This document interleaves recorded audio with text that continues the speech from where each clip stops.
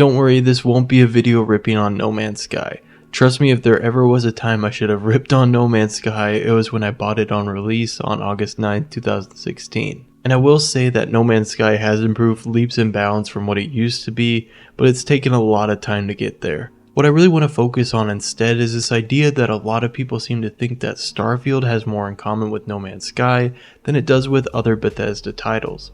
If you opened the video after reading the title and went, well, duh, then good, you're on the same thought process as me. The reason why I bring this up now is because of the recent controversy surrounding planet size in Starfield, and more specifically planet boundary limits. Some recent leaks that have hit the community have brought up the fact that people are being turned around after traveling 40 minutes in one single direction, only to be told that they can't go any further. Because of this, I'm seeing a ton of people out there being upset that the planets we're discovering are not No Man's Sky level planets. So let's break this down.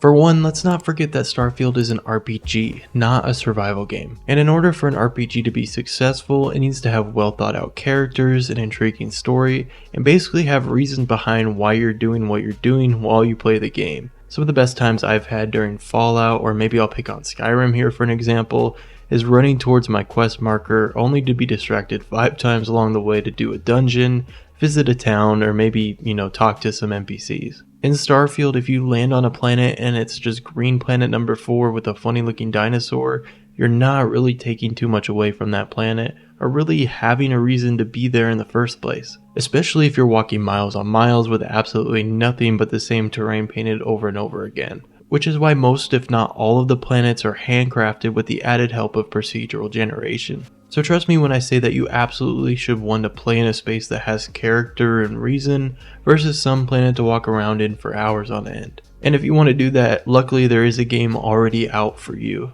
But speaking of that, I think some people are just getting confused. Just because there is a boundary limit on the game's explorable areas does not mean you can't explore where you want to. In Starfield, you'll have the choice between landing in pre-marked locations or out anywhere in a planet's different regions.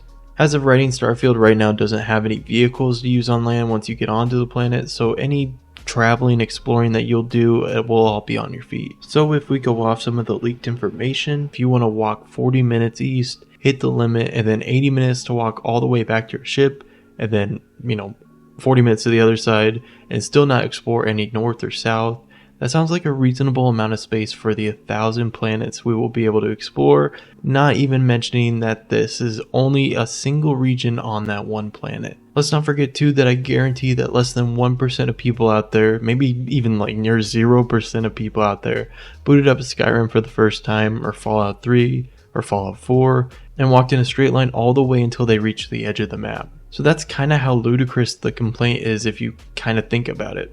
Starfield is by no means a small game, nor is it an infinitely large one either. What the focus is on is feeling like an astronaut in this open universe sandbox that is partially handcrafted and exploring the story and environment along the way. I highly doubt that Bethesda sees a reason that they should take such a big step away from what their strengths are as a studio, especially with this dude at the helm, so I don't really see the reason why there is so much controversy around this topic. But after all, it's the internet, and people just love to hate. But what do you think of this? Is this a deal breaker for you? Are you not gonna buy Starfield because of this? Let me know in the comments below. But until the next video, I will catch you all later.